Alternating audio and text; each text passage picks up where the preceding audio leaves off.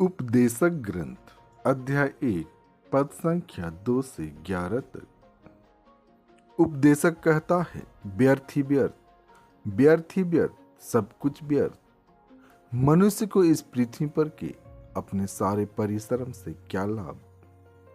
एक पीढ़ी चली जाती है, दूसरी पीढ़ी आती है और पृथ्वी सदा के लिए बनी रहती है।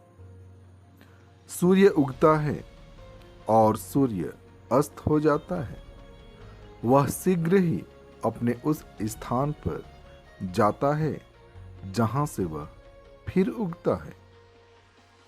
हवा दक्षिण की ओर बहती है, वह उत्तर की ओर मुड़ती है, वह घूम घूम कर पूरा चक्कर लगाती है।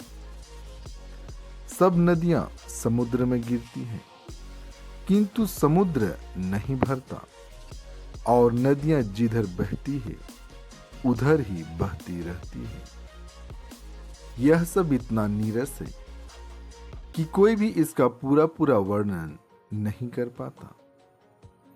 आंखें देखने से कभी तृप्त नहीं होती और कान सुनने से कभी नहीं भरते।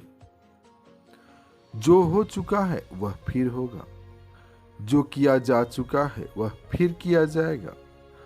पृथ्वी भर में कोई भी बात नई नहीं होती जिसके विषय में लोग कहते हैं, देखो यह तो नई बात है, वह भी हमारे समय से बहुत पहले हो चुकी है।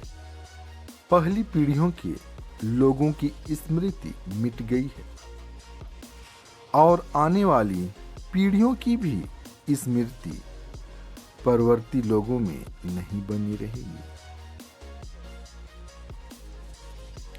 संत लूकस आज का पवित्र सुसमाचार अध्याय 9 पद संख्या 7 से 9 तक।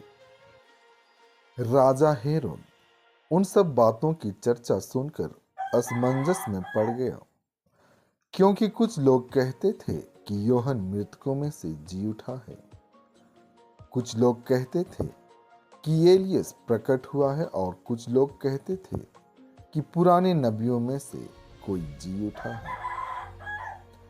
हेरोद ने कहा, यूहन्ना का तो मैं सिर कटवा दिया, फिर यह कौन है जिसके विषय में ऐसी बातें सुनता हूं।